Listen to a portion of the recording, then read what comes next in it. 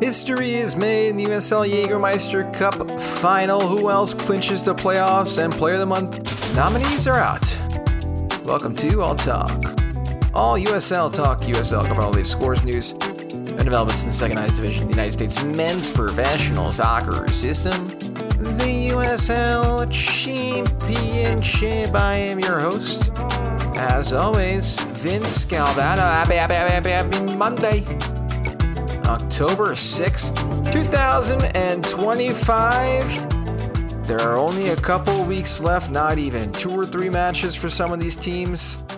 And we'll find out what the menu looks like for the postseason 2025 USL Championship playoffs. But before we dive in to the weekend's action, as always, please, if you have not done so already, make sure you review whatever podcast platform you're using to listen to the audio. You can always write me at talkuslchampionship@gmail.com or just DM me at talkusl everywhere on socials. We'll obviously talk what's going on in the league in regards to this past weekend's fixtures, but obviously the big one, the USL Jägermeister Cup Final in Sacramento, California. What had transpired? We have the summary of the match. It was a cagey affair, not much separating the two sides, but it's a final. My older brother says it best, because sometimes I complain about these games. You watch them and you're like, it's not the best soccer, but he says it's about the moments. You're waiting and you're watching for the moment that will make history. And we only had one moment in the game that made the history, and we'll talk about that as well. All right, so let's just start in Sacramento. So here it was, Saturday night, 2025 USL Jägermeister Cup Final. We talked in the beginning of the season, i.e. season 2 of the Talk USL podcast. Episode number 70, by the way, so we are still chugging along here, which is great. Hey, last season, USL Championship sides weren't part of this, right? It was USL League 1 and so forth. This season, we decided to take part in the USL Jägermeister Cup Final, and we got 2 finalists to be part of the final from the USL Championship. So Sacramento here hosting. It was on CBS Sports Golazo at 10 p.m. Eastern on Saturday night. I mean, 2 players to watch out, obviously, for this one was, Russell Cicerone. Everything with him, because he's been the veteran side. He's had 8 goals, 4 assists in the USL Championship campaign leading up to this, ranking 3rd in the league since July 1 with a plus 4.32 goals added mark. So that was the main man.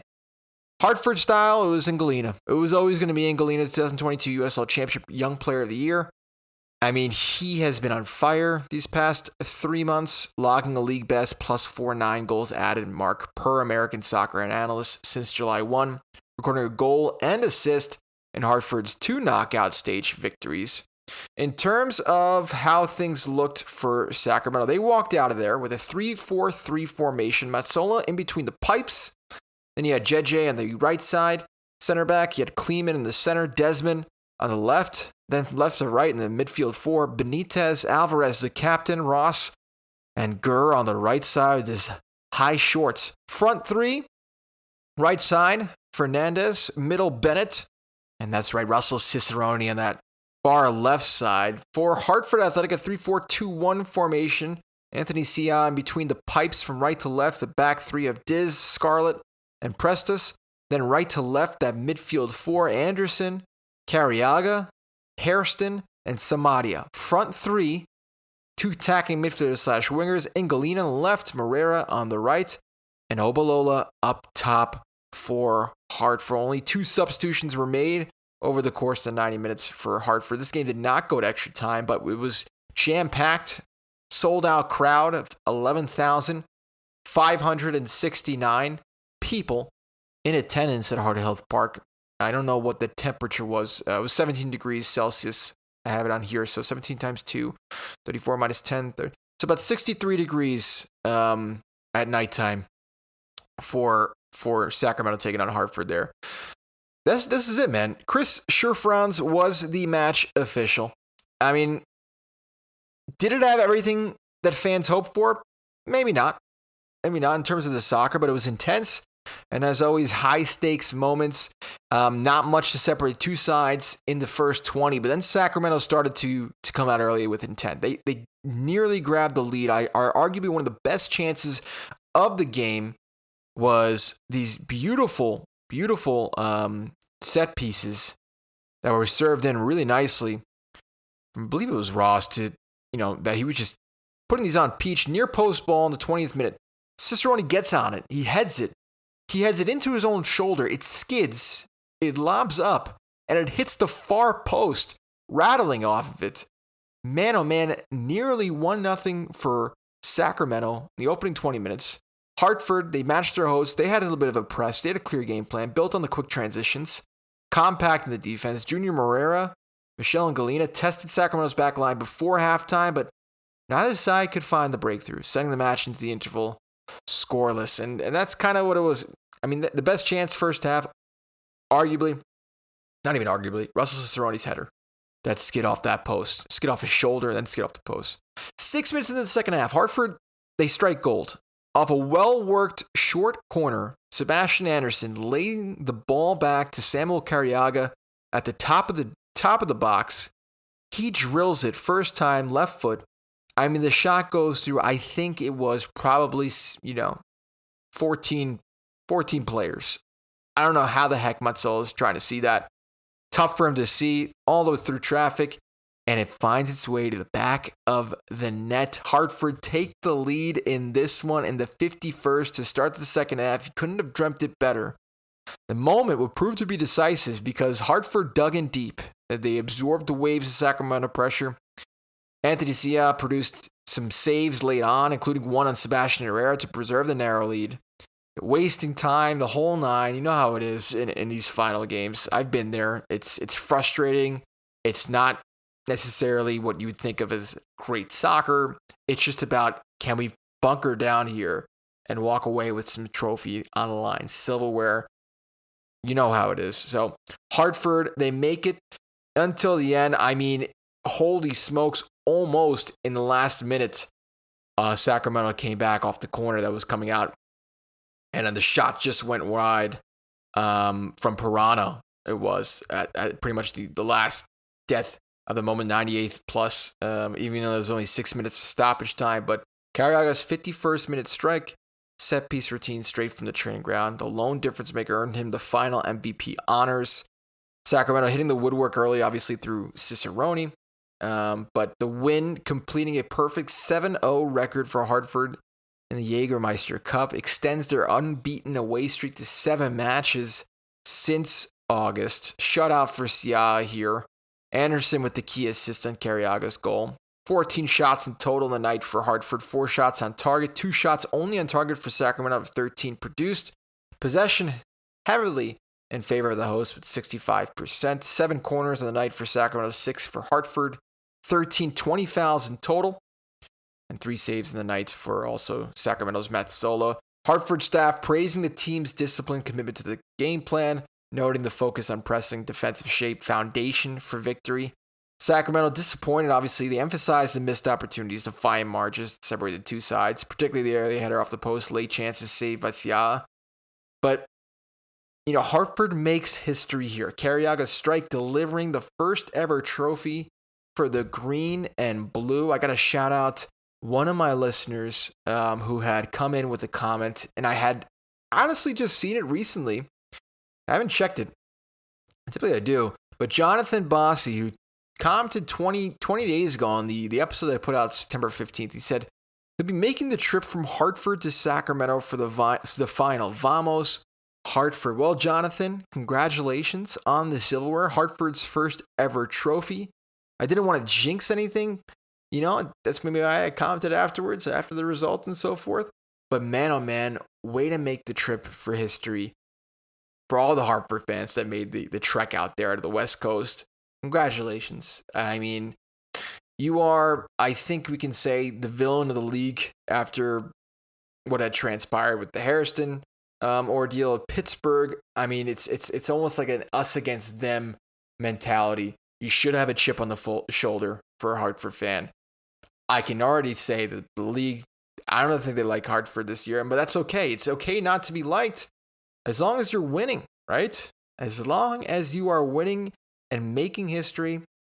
So congrats. You have to say congrats where congrats are due. I mean, superb Jägermeister Cup, the inaugural, you can say, Jägermeister champions of this sort of edition in terms of mixing the USL Championship teams, USL League One teams, right? Congratulations. Carragher Strike delivering the first ever trophy for the green and blue. Tremendous stuff. Very cool. Very cool. All right, that's on the USL Jagermeister Cup. We'll move on to the nominees for September. Player of the month. Didn't spend too much time on the final because honestly, it is set. It is done. We move on to the playoffs, right? And we move on to, it wasn't much to cover anyway in terms of chances in the game and so forth. Hey, so here are the nominees. Oakland stand up, Charleston stand up, San Antonio, as well as Tampa Bay Rowdies. We have one defender, one midfielder, two forwards. Paul Marie, the defender for Tampa Bay Rowdies, who recorded 3 goals, 2 assists in 5 appearances to tie for the most goal contributions of the month after his arrival in Tampa Bay, posting a 62.5% shooting accuracy rate, 30% shot conversion rate, while recording 4 chances created. Midfielder is Jorge Hernandez for San Antonio, tied for the league lead in goal contributions the month of September, 3 goals, 2 assists, recording a shooting accuracy rate of 71.5% and shot conversion rate of 43% approximately, leading the league with 16 chances created over the month. Then, from Oakland's side, Peter Wilson recording a league-high 5 goals in 3 appearances, averaging a goal every 44.8 minutes to be exact, 67% shooting accuracy rate, plus 1.42 goals at a mark. The forward for Charleston Battery, look no further, Cal Jennings, who recorded 4 goals in 4 games to move into the lead in the USL Championship Golden Boot race, averaging a goal every 82.8 minutes, posting a league high plus 286 goals at a mark over the month, recording a 63% approximate shooting accuracy rate, 25% shot conversion rate. At the moment, if you're listening to this, guess what? The fan vote's still running through Monday, today at 12 p.m. Eastern. That's when it'll take, that's when it'll close the fan votes. It does comprise 51% of the vote. The USL Technical Committee comprised 25%. The USL National Media Panel ballots comprised 24% of the poll. Look out, because the winner will be announced on Thursday, October 9th. I have put my vote in. At the moment, fan vote, I can tell you what it is. 64% in favor of Jorge Hernandez, so he'll get a good chunk of the voting. In second place, Cal Jennings 15%, Peter Wilson with 12%, and Paul Marie with 9%. I had put my vote in for, I won't tell you. That's what. And then goal of the week last time around, just real quick, it was Adrian Rebollar from Monterey Bay against Sacramento. He snapped Monterey Bay's 10-match winless streak, clutch finish late in that 1-0 victory, so he walked away with 49% of the vote. In second place was Carlos Moguel Jr., 22-year-old Louisville loanee tallied his first New Mexico goal in improbable fashion, lifting aside a victory against the defending champions Colorado on September 24th. Charlie Dennis was the other one for Phoenix, and also you had Marcus Epps for Lexington. He had a curling in a 6 strike to the far post to half the Lexington deficit against New Mexico on September 28th. So that was pretty cool to see. And from Charlie Dennis' side, he helped Phoenix claw back from a 3-goal deficit with a stunning set-piece strike late against Oakland. Let's get into what was matches-wise real quick. I'll blast through these as much as I can. But in terms of blasting through, take a look at Locomotive against Oakland. A lightning start in a 3-1 home win match before the weekend. Southwest University Park, Amando Moreno opened the score in just 43 seconds in the fastest Locomotive goal this season, second fastest goal in the USL Championship history, finishing off a pinpoint cross from Gabi Torres. Moments later, Calvillo doubled the lead with a sharp finish to make it 2-0 before most fans had even found their seats. Oakland put on some first half pressure, but goalkeeper Jamali Waite held firm. Moreno capped off a brilliant performance, the second goal in the 72nd minute, an acrobatic overhead strike that sealed the win. Peter Wilson did deny the clean sheet with some consolation prizes, though. 3-1 the final score. What a win for El Paso reigniting the playoff push. Absolutely. It was a sluggish September, but way to start October for El Paso. Suggesting the locals maybe are ready to make one last charge. They can maintain the tempo, convert early chances. Postseason door isn't closed just yet. John Morgan there with the coverage. Birmingham taking on North Carolina. Turnbull's late heroics salvaging a point for Birmingham against NC here. A dramatic finish in Birmingham Protective Stadium. I mean, stoppage time equalizer here. But, I mean, North Carolina had taken the lead in the 32nd minute when a mishandled cross from Birmingham goalkeeper Fernando Delgado fell to Forbes, who buried the chance. Despite trailing, Legion finishing with 57% possession, 13 shots, season high 585 passes. So North Carolina trying to hold on as much as it could, but then Turnbull's late surge finally broke through to secure a well-earned point. Enzo Martinez, instrumental as always in the build-up, especially on the equalizer, and maybe a chance for Birmingham to take this into, they need wins. They need points. Get into the playoffs. Trey Mongrou there with the coverage on Birmingham's website. Then you had Sacramento taking on OC prior to the game, obviously, of the final. This one, Sacramento, congratulations, sealing their postseason berth in front of a lively home crowd at Hartford Park, defeating OC 2-1 in a tense playoff clinching performance. Dominic Wenner opened the scored in the 7th minute, pouncing on a rebound after Colin Shuttler saved to give Sacramento an early edge. The visitors, though, OC clawing back in the 52nd minute. Ethan Zubak converting a penalty kick following a handball in the box. But it wasn't until the substitutes who made a difference for Sacramento late in the 87th minute. Jack Gurr drove down the flank, whipped in a pinpoint cross that Corey Bennett buried at the near post, sending the Indomitable Faithful into celebration with the Victory Republic, locking in their 11th playoff appearance in 12 seasons, remaining firmly in the hunt for the top spot in the Western Conference. So playoff bound again. And super subs Gurr and Bennett, obviously, rotation a little bit with the final that was taking place over the weekend.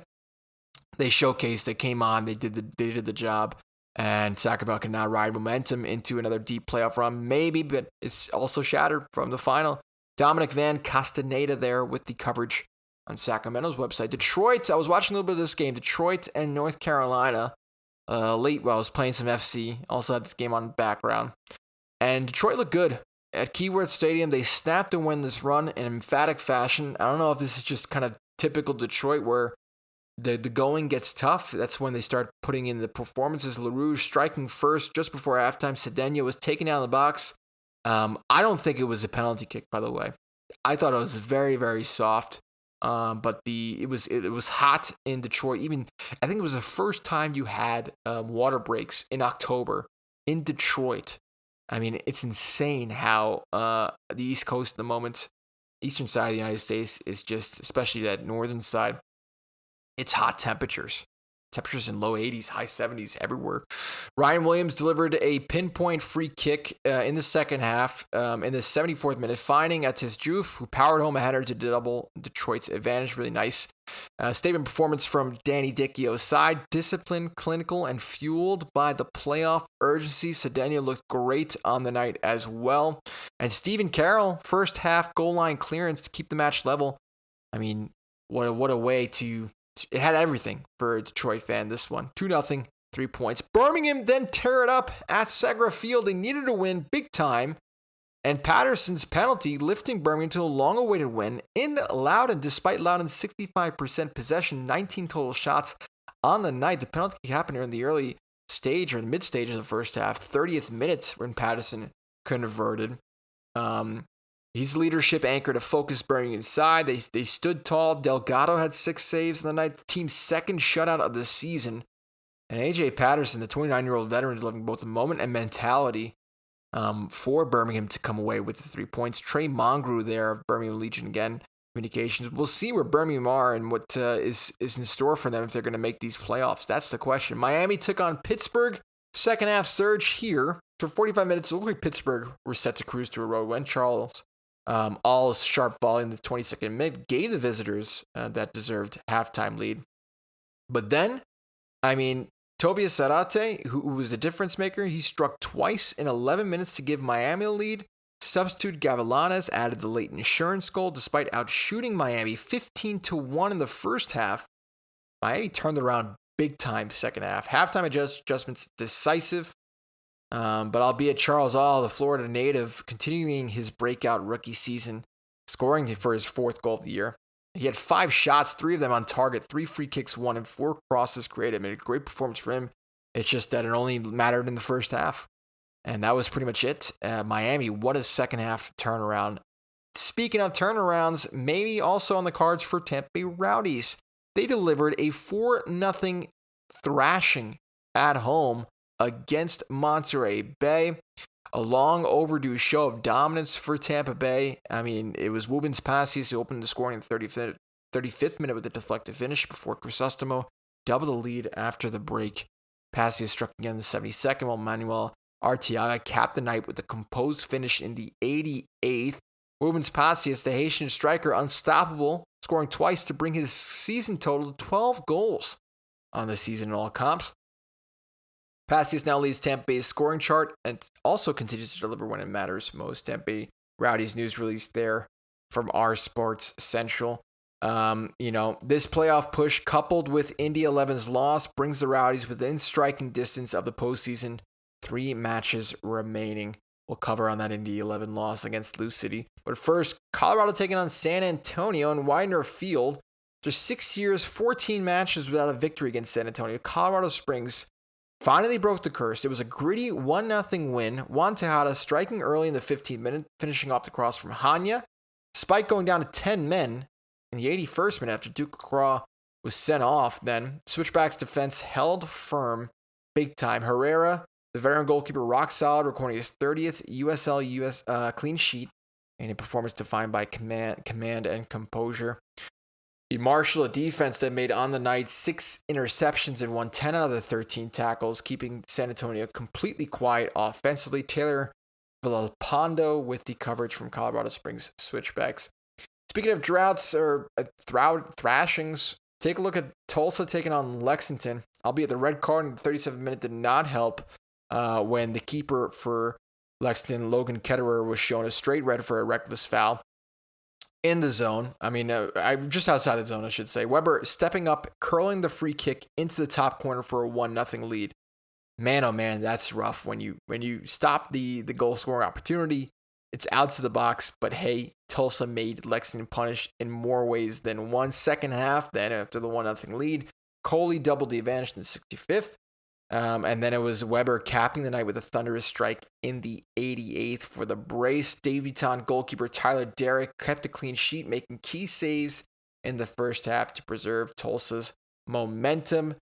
Weber looked unstoppable, scoring twice. Also showed leadership poise in the midfield. He earned man of the match honors and helped Tulsa control tempo from start to finish. Stephanie Wirtz with the coverage there for FC Tulsa.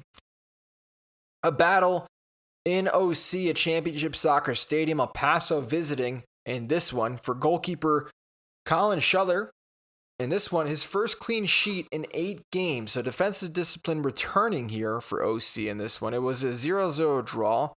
Despite several half chances and long spells of possession, neither side could find the breakthrough.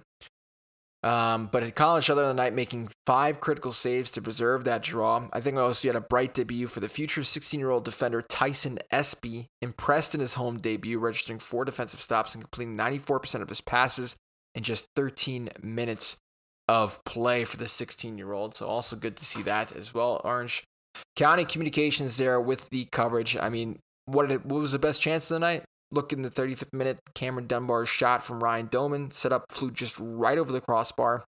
That was pretty much it.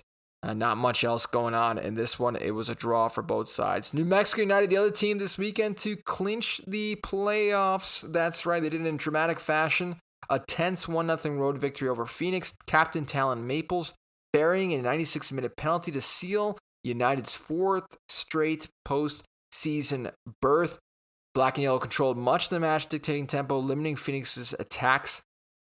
Goalkeeper Chris Shakes came up clutch with a sensational one-handed save in the 63rd minute, preserving that clean sheet. The young keeper was immense. He earned his 4th clean sheet of the season. His composure, command, and pressure were vital in United's playoff clinching run. Gavin Howenstein there with the coverage. Congratulations to the black and yellow. You're back in the playoffs once more. Then Lou City taking on Indiana, shorthanded, but didn't stop him from taking down the rival Indy and Leap FC derby match. Team's 13th clean sheet on the season. Foundes was a big part of that loss, was sent off as a last man foul in the 72nd minute. Backup keeper Danny Foundes had to step in cold and immediately made 3 clutch saves to preserve that clean sheet.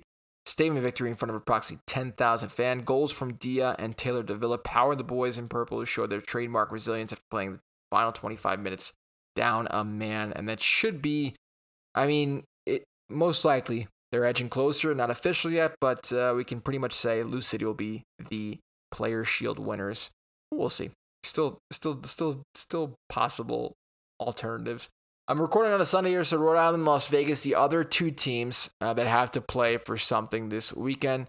It will be, I think it's nationally televised on ESPN2, Sunday's game between Rhode Island and Las Vegas. But it'll be another massive match in Pawtucket. Let's take a look at the table, knowing that it's taking a look on a Sunday here. Again, Rhode Island, the only team that hasn't played yet this weekend with Las Vegas. Right, we can first cover Las Vegas' side of things. They find themselves at the bottom of the Western Conference with 25 points, 26 matches played only. They find themselves 2 points behind Oakland Roots, who are 11th, 3 points behind Monterey Bay, who are 10th place, and then you also have 6 points behind Orange County. So Orange County in 9th place with 26 matches played, still less than their counterparts above them. 33 is the magic number right now in the Western Conference. 33 points and higher, that will result in you being in playoff contention. Phoenix Rising at 33 points from 27 matches played. Colorado, back to winning ways after 3 back-to-back losses. They find themselves 34 points to the good, 7th place. Then in 6th place with 35 points. Lexington, back-to-back losses. They're starting to slip a little bit. They take on El Paso next. We'll see what happens. Top 5, San Antonio, with 37 points from 26 matches played, so not as much matches as counterparts as well. El Paso in 4th place, tied with San Antonio, 37 points, but a higher goal differential. There, New Mexico with back-to-back-to-back wins, clinching the playoffs with those 43 points. You also had Sacramento Republic clinching the playoffs this weekend with 44 points. On top of the Western Conference, FC Tulsa, but Sacramento having a game in hand over them. So if they beat Pittsburgh next time around, the Battery, which will be today on Monday, I believe. Right, the rescheduled match after the Jägermeister Cup Final. We'll see if it puts them in the top of the Western Conference for being the champs there. On the Eastern side, Lou City, pretty much as good as good. Good as gold. 66 points from 27 matches. Absolutely insane. Head and shoulders above the rest of the league. Will most likely be those Players' Shield winners, like I said.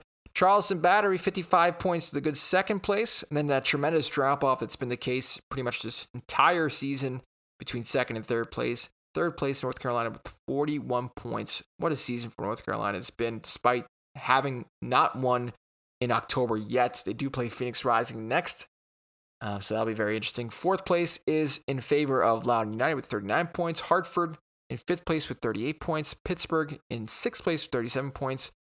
Detroit in 7th place, back to winning ways after back-to-back-to-back losses. So they find themselves 7th place, 35 points. In 8th place at the moment, on a Sunday, I'm recording, right? 32 points. The good is Indy 11. 1 point behind them is Rhode Island. We'll see what happens between Rhode Island and Las Vegas. But if Rhode Island wins, they'll be back in the playoff spot. Then in 30 points is Tampa Bay. 11th place is Birmingham Legion with 27 points. Obviously not ideal considering they have 28 matches played, some of the most in the league. So it's most likely, I think if Rhode Island wins, then Birmingham, I think it will be out. They will not qualify for the playoffs officially. They do play Miami next, which is some consolation on October 20th. So they have some time, or October 19th. They have some time before that next game. So Birmingham side of things, most likely done, but never say never until it is official. Tampa Bay at the moment in 10th place, again with 30 points. Bottom of the Eastern Conference is Miami with 24 points. And in the moment, it is top scorer is Cal Jennings with 16 to the good. And then you have Peter Wilson with 13 goals. Francisco Bonfilio also with 13 goals. And those are your top three for the Golden Boot Awards. Top assist goes to Juan Torres with 10. And the top player rated-wise on FOTMob with 7.71 average rating is Taylor Davila for Louisville City. He's been the best player so far this season, according to FOTMob, with regards to stats. So, Oakland will take on Hartford Tuesday, October 7th. That sort of rescheduled match there at 10 p.m. Eastern, 7 Pacific. That's taking place this midweek. And then Friday, you'll have one game, North Carolina hosting Phoenix Rising, 7 p.m. Saturday for the boys, Saturday for USL Championship. October 11th, 4 p.m. Eastern, 1 Pacific. Detroit hosts Loudoun, 7 p.m. Eastern, 4 Pacific. 4 games at once. Pittsburgh hosting in 11, Lexington hosting El Paso, Hartford hosting Sacramento in a rematch of the USL Jagermeister Cup in Hartford. That's also taking place this upcoming weekend. Craziness there. Rhode Island hosts Tampa Bay Rowdies, 7 p.m. Eastern, 4 Pacific as well. Half an hour later, you'll have 2 games. Lou City hosting Miami, Charleston hosting Colorado. And then 8 p.m. Eastern, 5 Pacific, FC Tulsa will host San Antonio. An hour later, you have New Mexico hosting OC. The final game on Saturday, Las Vegas hosting Oakland Roots, 10:30 Eastern, 7:30 Pacific. And I'm just blasting through here. It's the middle of October. We are, already kind of in the middle of October. It's still start. Anyway, next week, expect this. No episode, unfortunately. I'll be at my best friend's wedding as a groomsman. But I'll be back in the United States. I'm looking forward to that. Wish me safe travels. Thanks as always for listening. And if anything, please reach out and we'll touch base next time. It'll be very interesting as we'll really have an idea of who's who and what's what for the USL Championship postseason. All the best. Take care. And thanks again for listening.